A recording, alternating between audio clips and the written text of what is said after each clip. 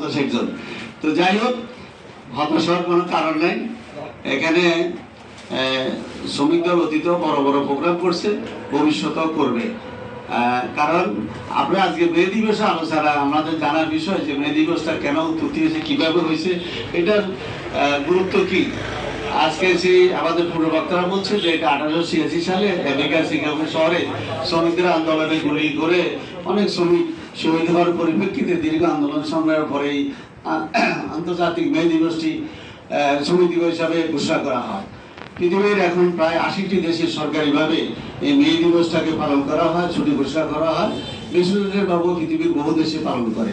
তা আমাদের দেশেও আমরা এই দিবসটা রাষ্ট্রীয়ভাবে পালন করে থাকি এবং আমাদের অতীতের স্বাধীনতা সংগ্রাম থেকে শুরু করে স্বৈরাচার বিরোধী আন্দোলন এবং ফ্যাসিস্ট সরকার বিরোধী আন্দোলন, প্রত্যেকটা আন্দোলন সংগ্রামে এই শ্রমিক দলের যথেষ্ট ভূমিকা ছিল। বিশেষ করে আমাদের 69 করা অভ্যর্থনা এবং 71 স্বাধীনতা যুদ্ধের শ্রমিকদের আন্দোলনই ছিল সবচেয়ে বেশি। কারণ শ্রমিক বেলগুলোতে বেশি গন্ডগোল হতো বিহারি শ্রমিকদের সাথে, বিহারিদের সাথে। যাই হোক,